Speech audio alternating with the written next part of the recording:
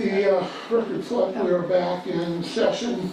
So I've marked as a court exhibit K as in King, the CD of the February 3rd visit between Mr. Merritt and Ms. Jarvis, and along with the transcript of that CD. I've had an opportunity to listen to it.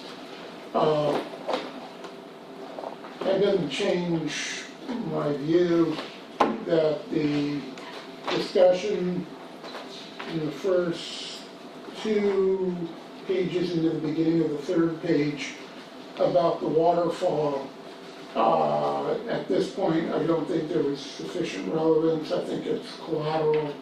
I don't think it would be clear to the jury what it is that relates to.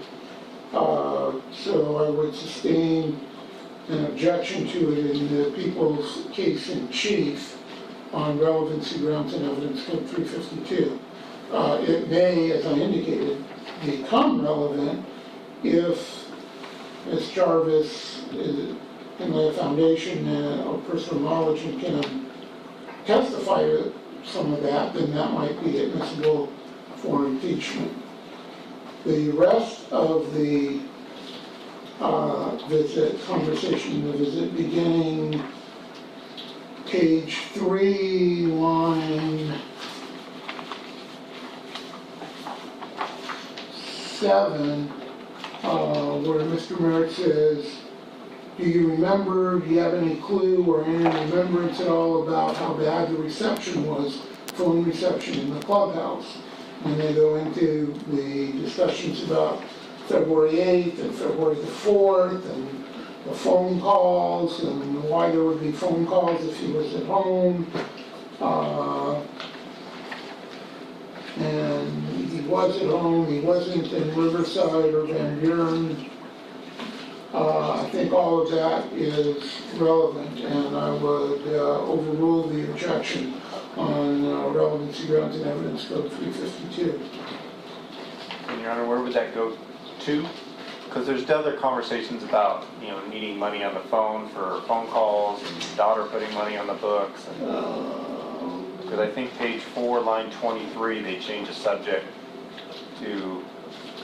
Okay, but then they go back, so there's a little bit about putting money on the books.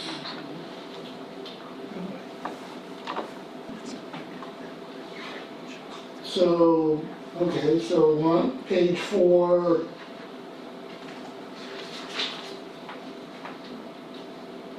line 23 to page 5, line 14, just talks about putting money on the books, using the phone. It's not particularly relevant, it's not particularly prejudicial, so I suppose just to keep it more relevant than that probably should not be, and that should be excised.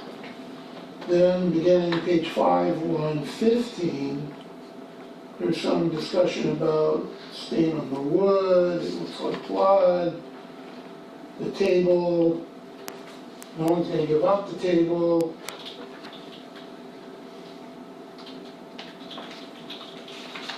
So up through page 6, line 15.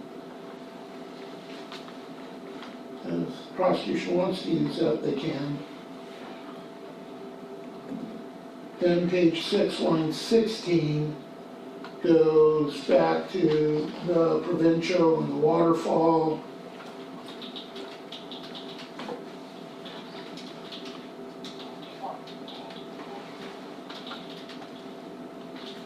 There's just one sentence about that. So lines 16 into 17, that first sentence about the waterfall should probably go out. But then when it picks up at middle of line 17, I'm glad you remember the reception was bad, because every time I went to the computer room, you could never reach me. You know, from then on, the rest of it is okay. Your Honor, there's a sentence right before that, though, that specifically talks about the phone reception, where he says, talk to him about the reception. Is the court excluding that on line 16, page 6? So he's, after he talks Oh, about, right, after he okay. says provencho, can we start it where it says about the phone? Yes, Okay. yeah, so about the phone, talk to him about the reception, yeah, that's Okay. okay. And then I think the rest is,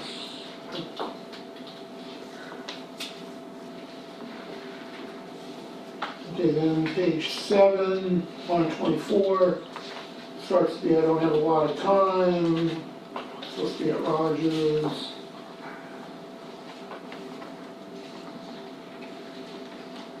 So that could probably be excised.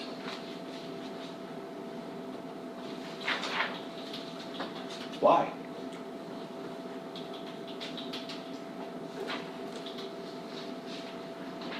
Why what? Why should that be excised? Not particularly relevant. It's not prejudicial, it's just not relevant. Okay, so when the defense counsel asks if witnesses have met with the DA, that's not relevant?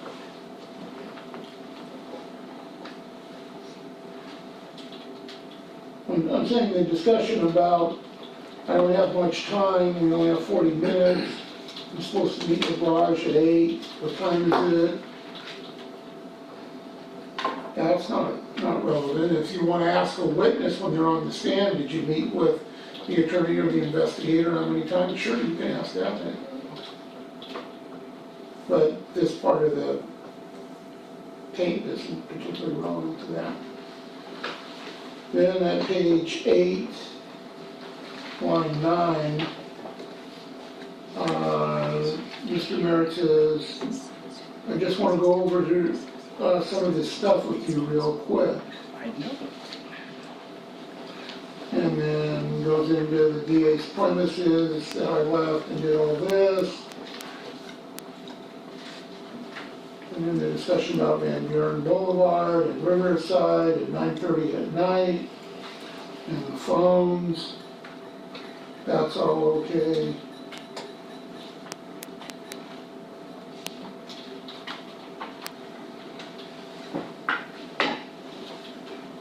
Okay, and the rest of it's okay. That just shows how the interview is. Your Honor, with respect to the part that the court has asked us to remove about meeting with Raj, that's referred to again on page 9, line 13, and I do think that that's relevant because he's telling her, when you meet with him, make sure you go over all that stuff. So the fact that, she's meeting with his attorney and going over all of that stuff, I think that that's relevant. And The last one on page 9, I think, is okay, because that's just how the visit ends. Okay. So I don't have a problem with that. So then under 356, wouldn't the rest of it then become relevant and admissible to provide context? If the defense, number 1, thought it provided context to the statements that are being admitted, and number 2, wanted it in, then maybe they would be entitled to get it in if I agreed it gave context to those statements. Is the court saying that the people don't have a right to context under 356? I think, Because the court is unilaterally excluding this without an objection, and therefore excising out certain context. well, I assuming We're that- asking to, if- under 356, provide that context. I'm assuming that they don't want all of the inadmissible, the irrelevant material in. If they have no objection to it, then sure, it all can come in. We would agree with the court's analysis on what should be in or out. We don't think it'd be relevant for the jury to hear about meetings with Mr. Moline Okay. through this meeting. Okay, then I'd ask court to admonish the jury and strike all the testimony about witnesses being meeting with the prosecutors or speaking with the prosecutors if it's not No, this relevant. is different. As I said, if there's a witness on the stand and you want to ask the witness, did you meet with the defense investigator? Did you meet with the defense attorneys? How many times? How long did you spend with them? Did you meet with the defendant? Did someone tell you what the defendant was saying? All of that is proper cross-examination of a witness on the stand. This isn't cross-examination of a witness on the stand. The purpose of these statements is not to show that Ms. Jarvis was meeting with Raj and Rainey. The purpose of these statements is to show something that you allege that the defendant is doing with a witness. And the portions that I think show that, I agree are admissible. Except for that conduct when it comes to the waterfall. I don't see. While the that. waterfall itself may not be relevant, the defendant's conduct would be? If it's in the abstract, I agree with you that if a defendant is suggesting to someone, you have to remember this is really important. They're gonna ask you about this, so just say this. That has some relevance. But when it's on, at this point, what I determine to be a collateral matter that doesn't have any real significance, then I think it's excludable under Evidence Code 352. So, that's how I see it. And I'm the one that counts. So that's what it is, and it's not admissible. Okay. So if you're gonna have a transcript of everything, you'll have to have Well, the transcript. we'll have to work on that as well as the redaction of the audio itself. The Oh, right, redaction is right. a little more difficult of the actual audio. I appreciate that. That takes a little longer, so I it causes a understand. slight delay. That's fine. Okay? Anything else for today? I just wanted to clarify, if you don't mind, a couple of things of the record that were kind of left hanging. And they were solved by implication based on what occurred the other day. There was a request for, an objection to, and some requests for discovery from Agent Bowles. It was never clear on the record that that was provided over the lunchtime to Mr. McGee, and that when we returned after lunch, apparently whatever request for a delay or continuance of his cross-examination that we had discussed prior to lunch had clearly been resolved, since he then spent another, well, the full afternoon and then almost the full morning cross-examining Mr. Bowles, or Agent Bowles, on those subject matters. So I presume from that conduct that any issue or objection or request for a continuance was withdrawn, considering we went forward with cross-examination at quite length. Right, the defense had requested the information available in the FBI computer database with regard to information that cell phone companies give to the acronym. And I ordered that that information with regard to the February 6th calls be provided, and Mr. McGee indicated he would need time to review that before a cross. And I said, fine, I'll give you time. And then when we came back after lunch, I thought the discussion was on the record, but I thought it was clear Mr. McGee indicated, yeah, he'd gotten that and he's ready to proceed with cross-examination. That's correct. The objection was, is we wanted all the information. Right. The court ordered just the 6th. That was a page and a half, and I actually presented the witness with that page and a half for clarification on some of the information. So what the court ordered released was utilized, because it wasn't a voluminous amount of information. So it was easily And- discernible. In retrospect, I probably should have included the February 4th data. So you can do that at some point. And if you feel you need to recall Mr. Bowles, or utilize that with your expert, you can do so. I will make the request. Okay, Actually, that led to the other one, which was the cross-examination of Sergeant Smith regarding his looking at the cell records and creating those 3 exhibits related to the casinos was held in suspense for Mr. McGee to prepare for that cross-examination. There was, I think, an off-the-record comment that there was no need to further cross-examine him on those issues. I didn't recall it being on the record. I thought it was. I maybe, like I said, I didn't recall it, I just wanted to make sure the record was clear that on that topic, we're done with Sergeant Smith, at least as any request time for prepare to cross. So I didn't recall if it hit the record or not. That's correct. That's correct, I assume that was on the record. Okay, yeah, I thought it was. Okay. I think the court has some subpoena documents for me.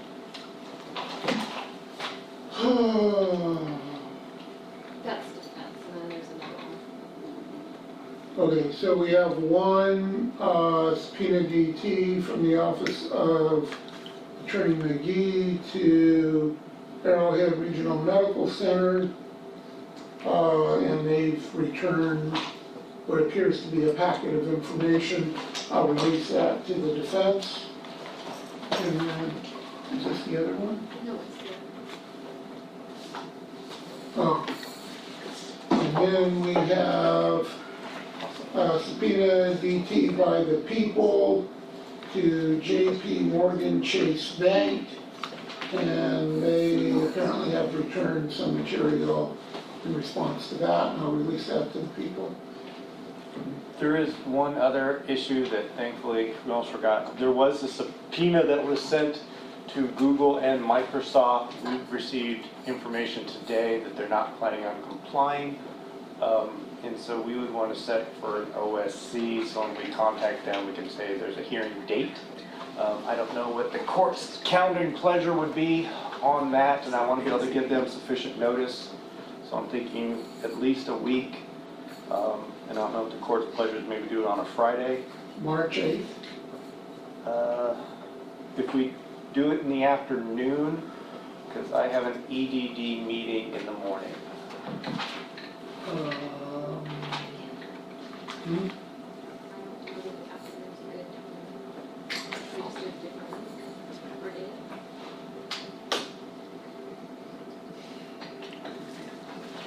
How about the 15th?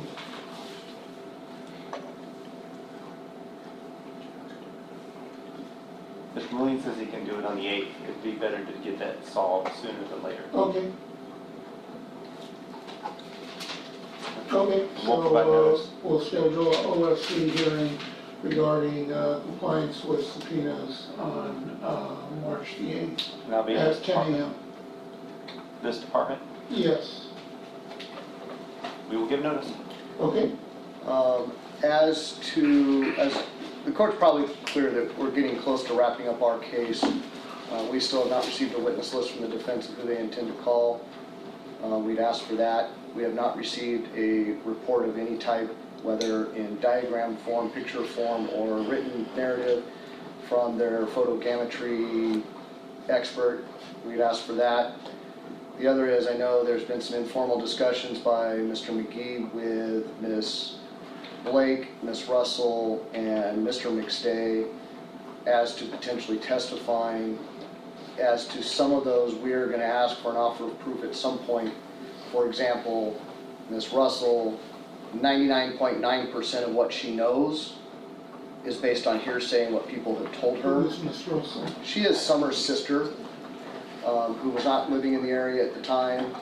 And really, like I said, 99.9% of what she knows was through hearsay from other individuals. So to avoid repetitive objections to hearsay, we'd like to maybe put the court on notice and defense on notice that we'd like to hash those out ahead of time if in fact they intend to call her. Or some of these other witnesses that, like Mr. McStay, he was living, sorry, Patrick McStay, he's still Mr. McStay, was living in Texas at the time, and so a lot of his knowledge is all hearsay. What so-and-so told me, what so-and-so told me, or what I looked up on the internet. and stuff like that. So there's really complex hearsay issues and foundation issues that I think if they are in fact intending to call really some of these witnesses, we need to hash them out ahead of time before we cause substantial delay in ongoing testimony with repetitive objections. I find it kind of ironic that the people who never provided us with a statutory witness list is now demanding a witness list. They never provided us a report from any of their experts, now they're demanding reports from us. And then when we asked, can we have an offer of proof of what their witness is going to say, they say, we are not going to give you a roadmap of what we're going to testify to, you just need to be ready, and now they're asking us to do the exact opposite. We would object to any of those. When I have a report that I have completed and I think I need to give it over, I will. When I've decided to call that witness, we've decided what witnesses we will call, then we will let them know and give them a witness list. But we have not fulfilled all those desires yet because they're still presenting their case. And our defense case is changing by the day based on new discovery we're getting, new information we're getting, a change in testimony. So at this point, we have been conferencing on what witnesses we're going to call and for what purpose, and we haven't gone through all that yet. So for them to really, though, make a demand of us that they themselves refuse to meet, I think is bold. Well, here we go with the falsehoods again. We've given multiple witness lists. I don't need to hear it. Well, but I think the record needs to be clear when someone falsely makes assertions on the record, when we've litigated this multiple times, that the reports were given in multiple different formats, that we've given at least 3 different witness lists, one in which included highlights of those that we potentially intended to call as witnesses. So to mischaracterize that on the record again and double down on it is incredulous. And the court knows that. We've gone through this multiple times. That's why the court is saying you don't need to hear it again. But I think the record needs to be preserved. Again, we'll address the issue of defense providing whatever they need to provide once the people are arrested. And there's one other issue. I was informed earlier this week that Mr. Ryan Smith is now going to, Sergeant, you make him lose his job. Sergeant Ryan Smith is preparing a presentation that Dr. Rudin tried to present. And since that one didn't work out, he is now doing one. Wow, where'd you hear that? Heard it from you guys. I never said that. Who said that? Somebody did in court downstairs. Really? Because I told you Dr. Rudin wasn't testifying, and I only told you that Sergeant Smith was going to testify to imagery taken from the Mitchley video and the Faro scan. So how you twisted that into a falsehood about presenting Dr. Rudin testimony, I'm not quite sure. That's not what I said. You just said presenting Dr. Rudin's testimony. That's not what I said. I'm sorry, can we have Ms. Austin read it back to what he said? Don't need So- to do that. What I'm trying to say is that Mr. Smith, or Sergeant Smith, is now going to put something together that he's going to make a presentation of the likes of Dr. Rudin. We're noticing now a Kelly Fry hearing, not only on foundational, what he's trying to do, that's generally accepted in that community, foundational as if he has any expertise in that, and then a Kelly Fry objection as if he is fulfilling the standards within that community that can actually do that type of work. We would like to have a review of that before it's presented, the basis in which he did, the details of how he did it, so we can supply it to our expert. If we're going to have an officer just put stuff together and put it before a jury without any expertise, we are going to object and want to litigate that. I'm willing to do a 402 hearing to at least see Well, what is being offered and see whether or not it constitutes expert opinion or not. Well, if Mr. McGee would avail himself the opportunity of Mr. Smith being with us all of these times and available, including all day-to-day, to ask him, he'd realize it's just photographs taken from the Mitchley video and the Faro, and that there is no fancy presentation a la Dr. Rudin. So, I'm willing to do a 402 hearing on it. you'll find it's not necessary once Mr. McGee actually feels free to talk to Mr. Smith about it. It's not my job to do the discovery. I'm waiting for them to give me what they're going to present. Okay, very good. Anything else? No. No. All right, so we'll try for 9:30 tomorrow morning. As I indicated, if the juror is still out ill or with his wife in the hospital, we'll probably go ahead and excuse that juror and then proceed. Judge, he called, so he'll be here in the morning. Okay, good, perfect. So 9:30 tomorrow morning in Department 2. 1, on the second floor.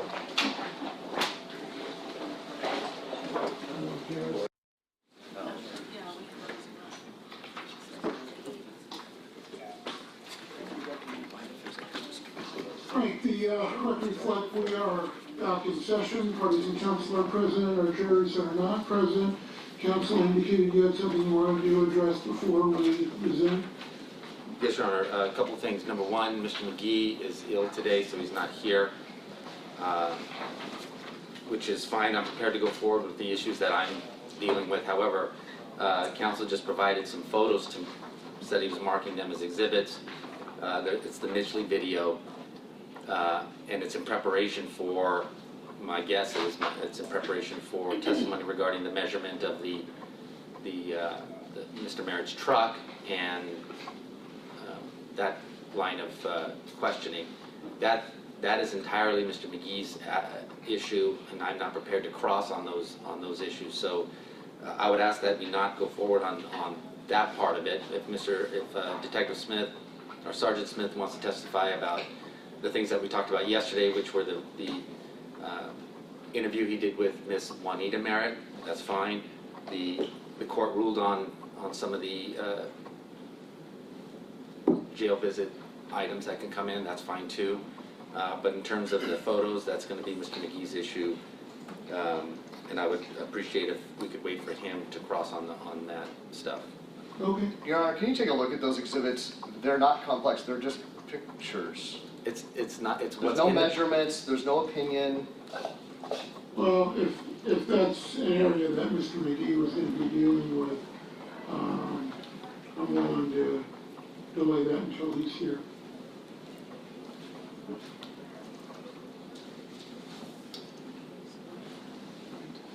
Okay, so let the court know we have Sergeant Smith for what the court's allowing in on the mirror visit. We then have Detective Schroeder to clean up something he was unprepared to answer, we did not answer or question on when he was here originally, and it's just simply the computer activity on 4 and 5 on certain dates. And then we have Sergeant Bachman for some statements made to San Bernardino County investigators. We have that audio or video actually and transcripts for that. But then due to medical issues and transportation issues, the next witness, which is Juanita, she's not available till 1:30. She just recently got released from the hospital, and she was here yesterday until, oops, we didn't have jurors. So we're trying to accommodate her health condition as much as possible. So if the court is inclined not to let us go into those simple photos because of Mr. McGee's absence, then it may cause us to break a little early, both in the morning and in the afternoon, which I'm sure you're objecting to on a Thursday afternoon. I hate that when that happens. I know. The jurors just are livid about it. I know. And I did inform the court and defense counsel yesterday of an issue. I don't know if that's something we want to discuss scheduling wise, maybe later in the day, or at some point when people are convenient want to talk about it. Because I know it potentially causes some delay. All right, well, maybe if we break a little bit early this morning, then we can do that then. Sure. I just want to make sure the court was aware of those issues. Okay. Oh, and there was some subpoena documents that arrived yesterday at 3:45 from CNN. I'm inviting the court to inspect those to determine whether the affidavit accompanying those videos is sufficient for admissibility. We can address that. That's it? We can address that later as well. Okay. But I want to make sure the court had time to review those. Okay. Okay? So we ready to bring our jurors in? Sure. Okay.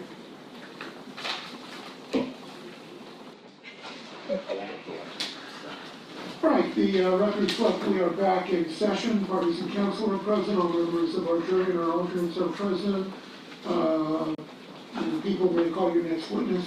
We'd like to resume with Sergeant Smith where we left off on Tuesday Oh, afternoon, okay, yes, he was still on.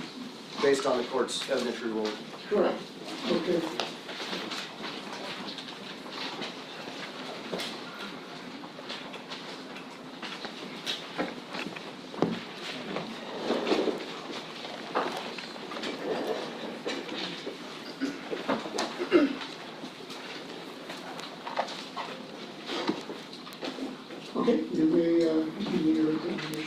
Thank you. Sergeant Smith, when we left off on Tuesday afternoon, I had asked you a question about whether you had any information or evidence that the defendant had in fact searched for that change identity screenshot that you had located, or that was located on his phone.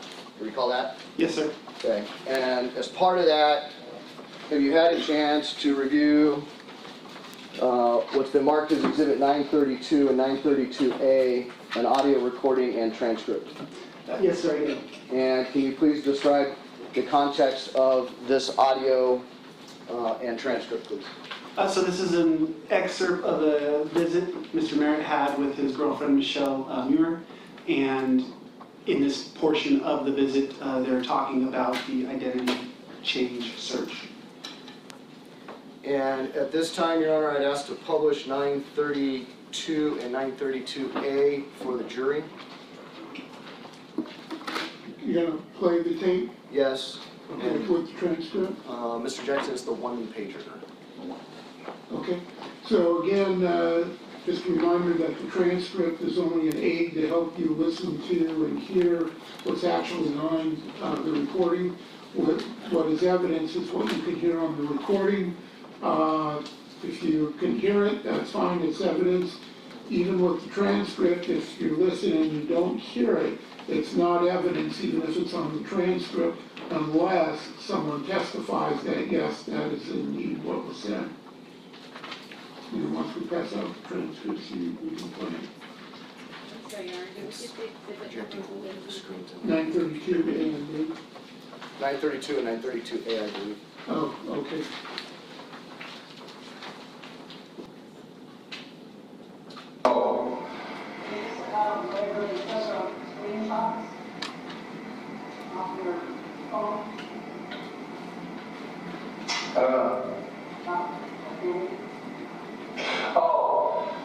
No, that was when I was writing the book. I kind of assumed that you would remember me doing that because I talked to you about it.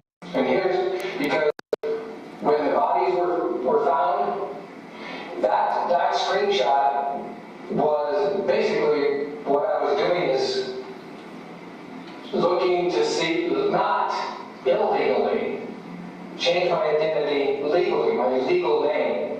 Because remember, you and I talked about me writing, instead of writing the book in my name, doing it in a pseudonym. You remember that? Do you remember that conversation? Okay, during that same conversation, I said, well, why don't I just write it in my name and change my name, legally change my name, then people can't find me anyway. That's when I did that search, to see if you could how you legally change your name. Yeah. Mr. Jackson, can we release Attorney 2, please? The record will reflect we've played Exhibit 932. And I'm sorry, if we didn't, for the record, people are willing to stipulate waiver of the court reporter for the playing of the 932 non-pro-tongue. Sure, thank you. Mr. Moline, do you join? Sure. Thank you. Now we're in the computer.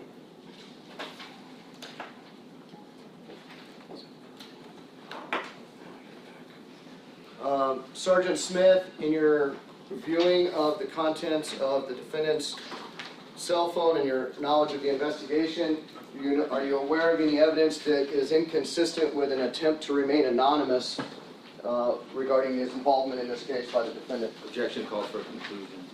Sustained. Are you aware that the defendant gave multiple Objection media leading. interviews? Objection leading. Overruled.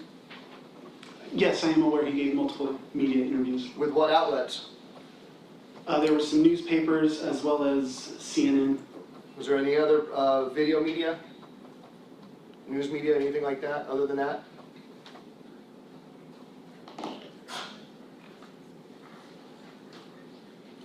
Aware of CNN, There may have been some others, but CNN is the one that sticks out in my mind. The other ones were newspaper articles. Was there any evidence that he was paid for that participation? Objection, no foundation. Sustained. Did you review text messages that were located on his phone? Yes, And were there text messages from the defendant to others? Objection, no foundation. Overruled. Hearsay. Overruled. yes, I reviewed the text messages on his phone. And what were the subject matters of those text messages? There were multiple subject matters, but in regards to what we're talking about right now, there were several text messages, scheduling interviews, and regarding payment for stories that he sold.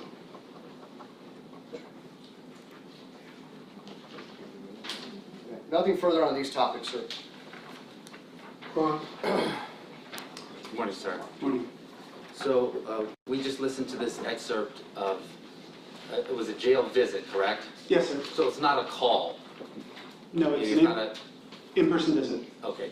And so at the jail, the visits are usually conducted with a telephone, is that correct? The visitor goes in and then they have to speak on a phone, and then the inmate also has to speak on a phone so they can hear each other, correct? Generally, if they're abiding by the rules, that's how it's done. And then all of those visits are recorded, correct? Yes, sir. Okay. Now, I noticed that when I was listening to, it didn't appear that there was a phone being used there, is that correct? That is accurate. Okay. And so how was it that this was recorded? Did you place a secret recording device in his visiting booth? Yes, so we found out that Mr. Merritt was circumventing the Call for a system. yes or no answer. You can explain all you want on redirect, okay? I Is object to that- council's comment without an objection. Overruled. Go ahead. You can answer directly, yes or no, if you can. If Mr. Owens wants you to explain, I'm sure he'll give you the opportunity to do so. You put a secret recording device in Mr. Merritt's visiting booth, is that correct? Yes, I taped a recorder in his Okay. booth And when did you do that? just prior to the visit. Which would have been, This one was February 1st? okay, so after we started trial, right? Yes, sir. Okay. How did you know there was going to be a visit to put your secret recorder in there? We spoke about it on the phone. They frequently talk every day, talk about when the visits are coming. The visits are also scheduled through the jail, and you have to schedule them 24 hours in advance. Okay, so you would pay attention to the visit, what was upcoming, and so you knew the visit was going to happen, correct? Yeah, it's part of their normally scheduled visits. Him and Michelle always meet on Friday. And so, in anticipation of that meeting, you put your secret recording device, is that correct? Yes, to record the visit, I placed the recorder. Okay, and then the actual visits themselves, those are recorded when they're on the telephone, though. You don't have to put a secret recording device for that, correct? If they use the visiting phones properly and enter their booking number, it is recorded. Okay, and in the case of somebody calling, Mr. Merritt calling somebody on the outside, those are also recorded, correct? Yes, sir. And that was something that you were also able to review, right? I'm not saying you listened to everyone, but there's hundreds, if not thousands of calls that were made during the 4.5 years that Mr. Merritt's been in custody, correct? It's over 1,200 calls, and I monitored them, yes. Okay. And so, and those are automatically recorded, correct? Yes. Okay. And so, how many visits that a phone wasn't used that you placed your secret recorder in?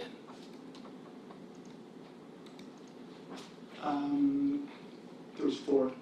4 visits, okay. Now, on the excerpt that we just heard, this subject of the identity, that was a subject, at least the way I heard it, and you can disagree, but the way I heard it was it that Michelle Muir brought the subject up, is that correct? We'd have to listen to more of the visit to get the full context of it, but it does appear that she brought up the topic, but they were speaking about multiple topics. I understand, but I'm just talking about this topic of the the name change. Right, but just off this one page, I feel it's out of context to say that she just brought it up out of the blue. They were talking about multiple things. Gotcha. Okay, but on this, at least what we heard, she brought up the topic, correct? Yes. Okay. And,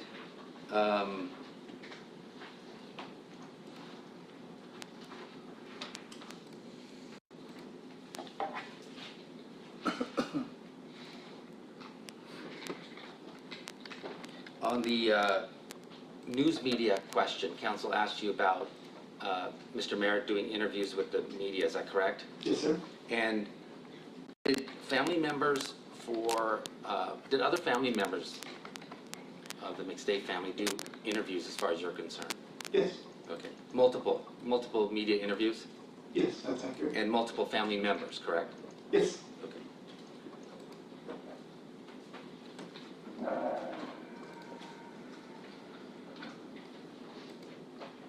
Nothing further, thank you. Would you like to complete your answer that Mr. Moline would not allow you to? I could. Objection, Please. argumentative. Sustain this phrase. Please complete your answer. So normally, in the jail system, all the visits are monitored, all the visits are recorded. How you do that is when you call to do a visit, you go up to the visiting booth, you enter your booking number, and you're advised this call is monitored, this call is recorded and may be subject to monitoring. In Mr. Merritt's case, there's many conversations where they specifically, when I say they, I mean him and Michelle specifically is who he normally talks to, but he talks to multiple family members. They talk about, hey, we can't say this on the phone. And then they have the visits, and they don't use the phone because they know it's being recorded. So it's a conscious effort to circumvent the recording system. So they can- Objection, speculation. The last portion of the answer is striking the objection sustained as cause for speculation and conclusion. Was there more to your answer besides that? Yes, sir. Please continue. So it appears to be an effort to circumvent. Objection, speculation. Okay. Sustained, sorry. So they're talking through the glass, so it's not recorded. You can say Okay. what he did or didn't do, Okay. but you can't offer your opinion as to why he was doing I it. apologize. Okay, so they are not using the phone, and they are talking through the glass, as opposed to talking on the phone.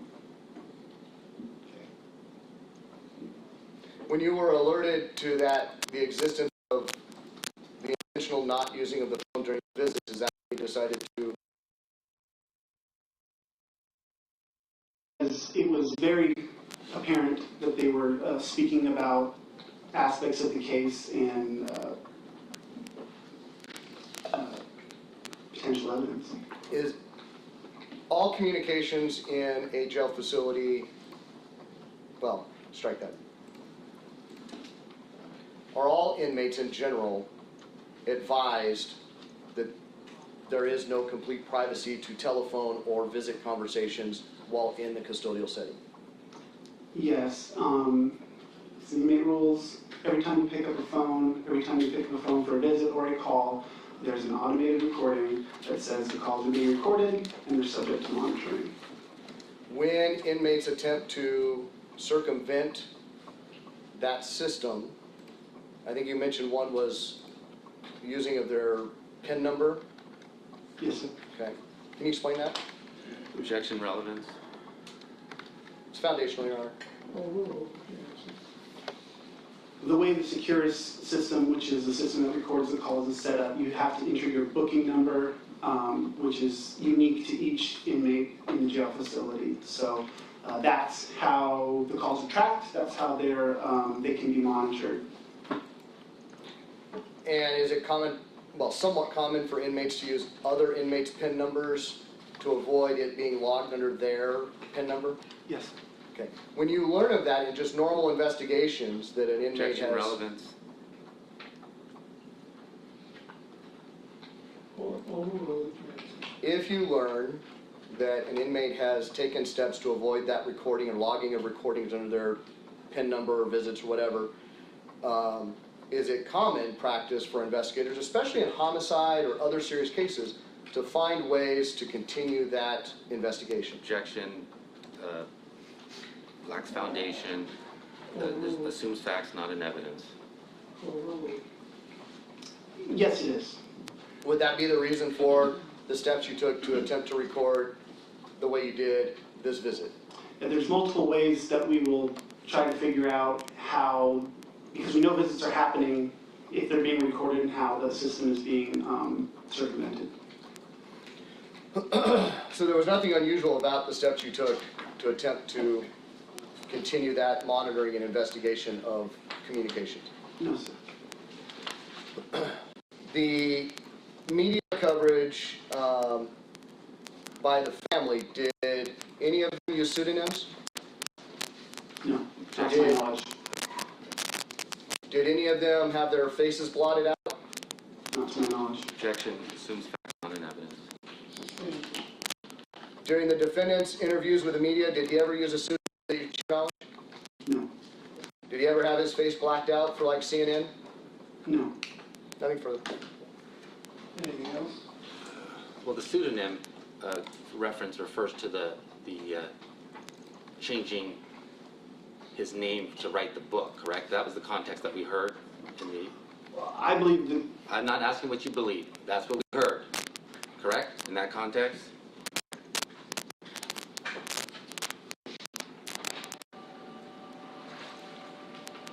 I think what you're saying is inaccurate. Okay. Well, the tape, the audio portion that we just listened to, and Mr. Merritt's explanation for the use of the pseudonym was to use that pseudonym for a book, for writing a book purpose.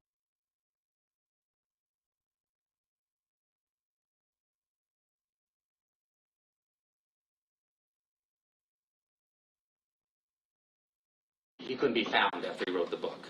Is that how you took it? How I took it is, it's Michelle looking for an explanation as to why he was searching for identity theft. He says, I was going to write it under a pseudonym, and then he explains how, well, I was going to write it in my own name and then change my name, and then she explains, you don't need to change your name to write it in a pseudonym. That's how I understand it. Okay, so now you said identity theft. Is there identity theft I anywhere? apologize, that's a misphrase on my part. I meant identity change. Okay.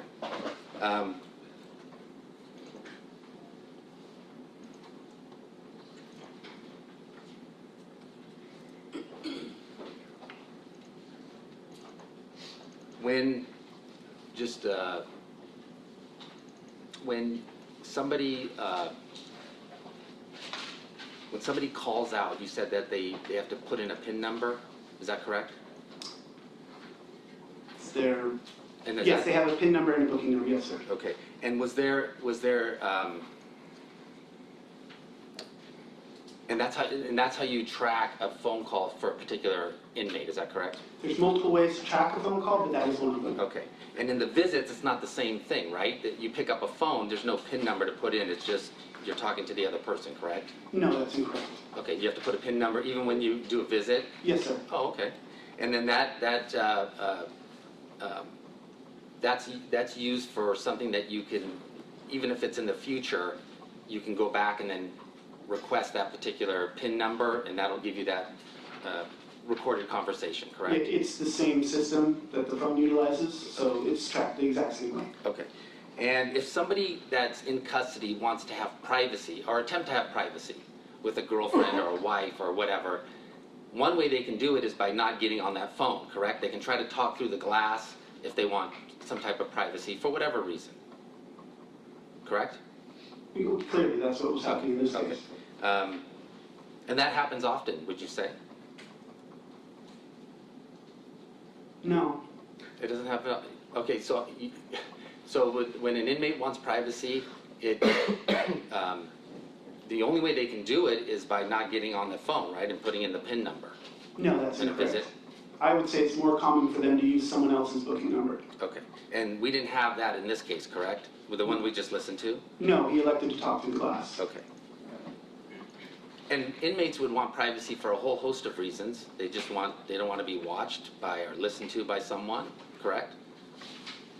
They could be planning something nefarious, or they could just be talking to their girlfriend. It could be for whatever reason. They want privacy, correct? That's not my experience with it. Thank you. Talking through the glass isn't really private, is it? No, because you have to talk loud enough in an open room setting for the other person to hear. And is it an open room setting for the visitor? Yes, it is. Is it an open room setting for most inmates? For most inmates, yes. Nothing further. That's only if, now Mr. Merritt's he's housed in a special cell though, correct? So when he does his visits, it's not open, he's in an actual booth, correct? Partially true. Okay. Mr. Merritt is in a booth, however, the person visiting him is in an open forum. That's correct. And how many people were there that day? I mean, the room could be full or the room could be empty, correct? That is correct. Do you know how many people were in the room? I believe in this visit, there may have been 2 that came at the end. I'm not 100% sure though. It wasn't a full room. Okay, nothing further. Nothing? Nope. You can step down again. You can call your next witness. People would ask to recall Sergeant Schrader for a couple of questions, please, Okay. or a few questions.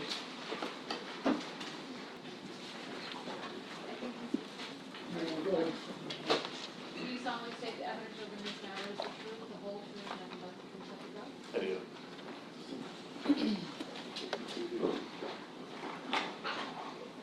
State your full name, spell it for the record. Detective Jason Schrader, Jasonschroeder. Okay, you may proceed. Sergeant Schrader, I apologize for having to bring you back. Apparently we were unprepared to ask you about a couple questions when you were first here. So I just wanted to connect those dots. And to refresh our recollection, since it's been a few weeks, you were at the high-tech division at the time, Yes, I was. and you did a forensic download of devices from the McStay family home, correct? Yes. We had talked about a device 4, is that correct? Yes, we did. And which device was that? That was an e-machine? The E-machines, Yes. okay? And we had talked about a device 5, Yes. and which device was that? That was the HP? Okay? Those were both machines taken from the McStay home according to your chain of custody log. Yes. As to the E-machines, when you analyzed it, did you find any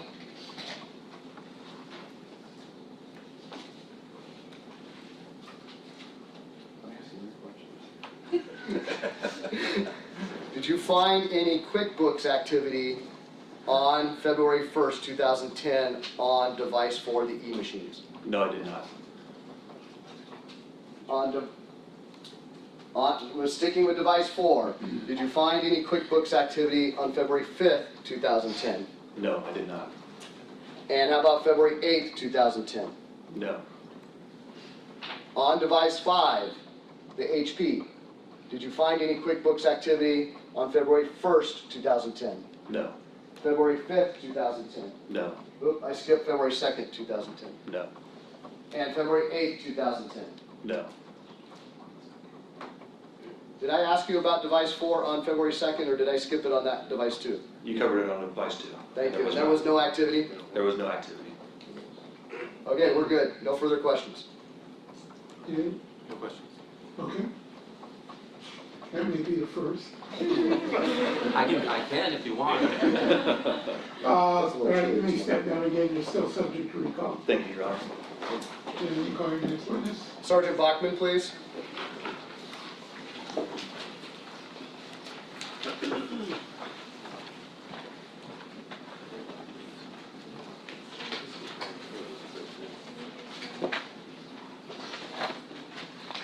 Yeah, we probably should.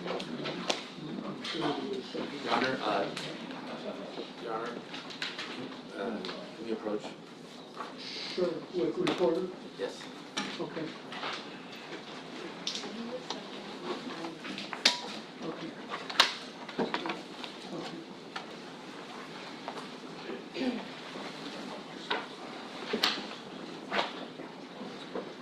So there are a couple of things, counsel, oh, I'm sorry. Sorry. a little bit of a walk back there. Okay. All right, so there are a couple of things that council need to do before going into the testimony with Sergeant Bachman, and unfortunately, we're not able to do that right now. And another witness had some medical issues, can't be here until this afternoon, so that's kind of a long explanation of saying we don't have anything else this morning. But we do have evidence this afternoon. So we're taking an early recess now until 1:30 this afternoon. So keep in mind the admonitions previously given to you, not to form or express any opinions about the case, not to discuss the case or allow anyone to discuss the case with you or in your presence. And we'll see everyone at 1:30. No, exciting gift. Jurors are not present. We had previously had a discussion about the CNN interview that Mr. Merritt is alleged to have done, and the court indicated that there would have to be some foundation to play the DVD. The people then sent a subpoena DT to CNN for that information, and we received a response to the subpoena DT with an affidavit from the custodian of records that the attached DVD is a true and accurate video that was posted on the CNN YouTube website by CNN in the regular and ordinary course of their business. And then they give all of the detailed information regarding the YouTube URL, YouTube identification of the video. Okay? And since this is in response to a subpoena DT, I think that meets the foundational requirements, that it is a true and accurate depiction of video done by CNN and posted on their website. And the DVD itself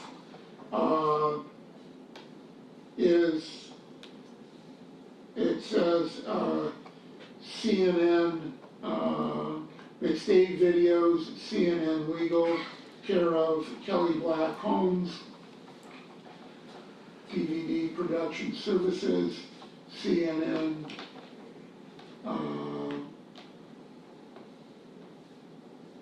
so I'm satisfied that this being produced with the affidavit in response to the subpoena DT is a sufficient foundation for the playing of the DVD. Your Honor, I'd ask with a stipulation from defense counsel to release the affidavits and the disc to the people to duplicate for the defense and the people. And this is the reason why. The initially proffered video, we redacted the CNN ticker at the bottom that we believe contained prejudicial information to the defendant, such as the fact he'd been arrested, there was no bail, and other commentary by CNN on to the benefit of the defendant, assuming that there would be an objection. I think both defense counsel and us would need an opportunity to review that to make sure we don't, either side doesn't want something redacted prior to playing that that is potentially 352 material or irrelevant material. Sure, so what we'll do, I'll go ahead and release the DVD, everything that was sent in response to the subpoena DT to the prosecution to be copied for the defense, and then you can go over them, and if the defense says, yeah, we like the edited version better, fine. If they say no, we want the original, fine. And is that with the stipulation of defense counsel for release of Cheney? Yes. Okay, Thank you. We'll do that and we'll have it back to the court and counsel at least by 1:30. okay. Your Honor, the issue that we had with, if the court recalls when we talked about it previously, is the actual time that the interview lasted in terms of when it was done was between 2 and 3 hours. What was aired on TV was maybe a 20-minute or 15-minute I segment. understand that, and all I can say to you is, good luck trying to get unpublished material from a news media outlet. Exactly our point. And our objection for the record was and still is that if we don't have access to the entire interview, then, as the court is well aware, news outlets will edit and publish and play clips that are sensationalized and are designed to grab viewers and so forth. But it doesn't necessarily mean it's always in the correct context. And so if the... I understand that. And if If you want to subpoena someone from CNN to be here and testify, you're certainly welcome to do that. I understand. Our position, however, is that if the entire interview is not made available to the defense, we would object to a limited portion being played for the jury that was either sensationalized or whatever. So that's our objection. Okay. The objection's overruled. I'll allow the prosecution to play, and the affidavit states very clearly that the DVD is a true and accurate video of what was posted on the CNN YouTube website by CNN. So the only thing contained here is what they actually posted on their website. If there's additional material that they did not post, that would not be on this DVD. So I appreciate that. I'm willing to let prosecution put that on. If there's competent evidence that there's additional material in that interview that was not posted or aired, what was aired versus the total amount of time, we're certainly willing to, entitled to put that on. We would ask that the court admonish the jury that this is may or may not be the full interview. This was posted by CNN on YouTube video, something to that effect, before it's played. I'm willing to say that, tell the jury that based on the affidavit, CNN indicates this is what was actually posted or aired on their YouTube network. This is what was actually aired. There may or may not be additional material that was not posted or aired. Thank you. Thank you, Your Honor. And as I say, you are certainly free to subpoena someone from CNN and attempt to have them bring in unpublished material at a minimum for an in-camera review. I will. Thank you, Your Honor. Now, we've done that once or twice before. It's a difficult process. Yes. I don't know if the court's prepared to or desirous of discussing the witness that we disclosed last night and the scheduling issue that is creating, whether you want to do that now or later. Which witness is that? Eugene Licio? Licio. I CC'd the court and counsel, or I sent an email to counsel, I CC'd the court and the court's clerk regarding the addition of this witness, providing his CV, and that his report should be available hopefully by the end of business today and be distributed to everyone. Obviously, given the look on the... What subject matter is his expertise? This is a replacement for Dr. Rudin on photogrammetry analysis of the Mitchell video, using the same Faro data, using the same gammetry principles, etc. Okay, well, once we have his report, I guess we can discuss it. Okay. Yeah, the issue with him was he technically is not available until the 12th to actually testify, and that's what causes... March 12th? Yes. That was what was in that email. So obviously the court didn't read its emails this I morning. did not. So it's not prepared to fully discuss this topic, so we can hold that in abeyance until the court's prepared. I'm guessing or hoping that other than that, you would probably rest before March 12th. Affirmative. So we can discuss it. Yeah, I mean, I'm willing to, well, yeah, we can discuss it. I mean, if the defense, once they get the report, if they're willing to feel they can go with it at some point earlier, and he can be here. If not, I would probably be willing to let you rest, subject to actually calling him at a later date. Reopening maybe. Sure. Okay. We can continue the discussion. Conditionally rest. Yeah, we can continue that discussion later. I'll get the court up to speed. Thank you. Okay? And the court mentioned yesterday, we could have a 402, we are absolutely requesting a 402 on that, even without seeing the report, we're requesting a 402. Well, as I understood it from Mr. McGee yesterday, there was, what he was objecting to and wanting the 402 hearing on is Sergeant Smith coming in and saying, well, you know, I looked at the Faro scans and I looked at the surveillance video, and, you know, here's what one shows, here's what another one shows, here's some measurements, here's that, and maybe trying to correlate them. And the objection was that may constitute expert testimony that perhaps Sergeant Smith doesn't have. And so I said I would be willing to do a 402 hearing on that. But this is this is an expert who, you know, based on it, assuming his CV shows that he has the expertise to do this kind of analysis, you know, that I don't know that we would need a 402 hearing on that. Just as we did with Dr. Rudin. The problem with Dr. Rudin was, and apparently continues to be, that he apparently did a lot of work on it, is more than willing to talk about all the work he did and his conclusions, but doesn't have much actual documentation and report.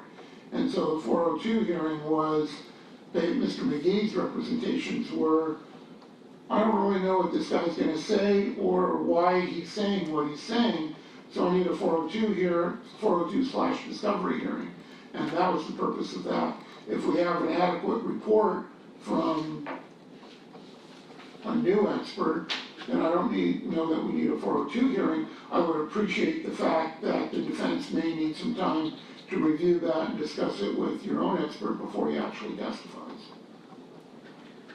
And as the Sergeant Smith issue, I can make a representation to the court. He was not being offered for any type of scientific or expertise evidence. He clearly is not an expert in photogrammetry.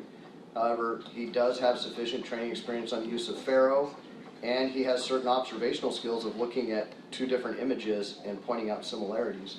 He is not testifying to any measurements or mathematical calculations. If we get to the point of him doing that, I would probably be willing to do a 402 hearing to see what it is he's saying and doing, and whether or not it's a matter of anybody could do that, or you really do need some expertise for that. I can assure you anyone could do it, even the judge or a lawyer. Well, I'm not sure I would go lower the bar that far. Okay, thank you, Your Honor. All right, anything else? Anything else? Well, have a good extended lunch. You too, Your Honor. Brunch. Lunch at Dickens?